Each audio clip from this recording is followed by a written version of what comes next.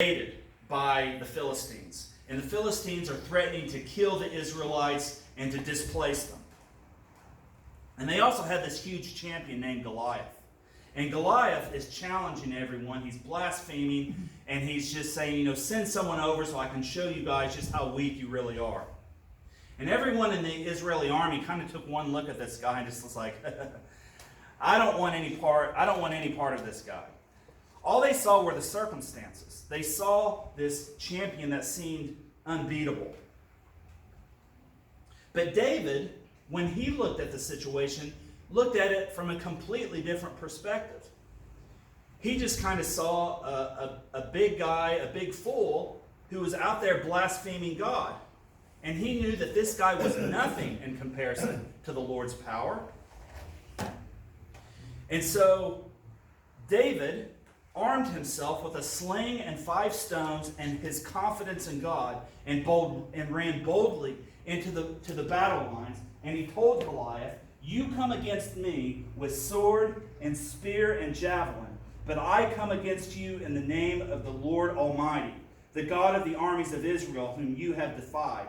This day the Lord will deliver you into my hands." Then he slung the stone, struck the Philistine on the head, and defeated him. Now, who's the hero of this story?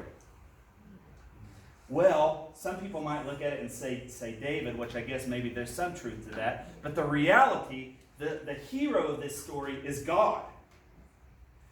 David was perceived as small and incapable at this time. But with God's help, David cut down the giant. And God honored David's faith and granted him a great victory. In our lives, there is no problem that is too big for God to handle.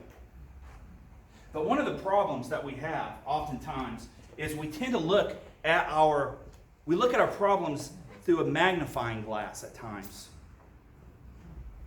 And in doing so, we can even exaggerate our problems at times. And in that moment, we forget about God. We need to shift our focus. We need to see our problems as secondary and God as primary. We should not minimize God and magnify our problems, but rather we should minimize our problems and magnify God. And we should be constantly living with this mindset. Take, for instance, this past year, what we've been dealing with and the dangers with COVID and the pandemic. I have noticed that there have been some brothers and sisters in Christ that it seems almost as if the dangers that we faced over the past year, they have allowed it to steal their peace and joy in their lives.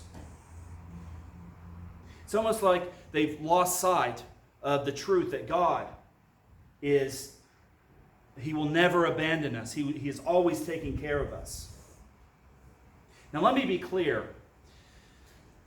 It's good and right to take precautions and to do what we need to do to protect ourselves. There's nothing wrong with being wise and cautious. We shouldn't be fatalistic. That is to say, we shouldn't live recklessly and then just expect God to take care of us anyways. Because we know that God doesn't work that way, does He?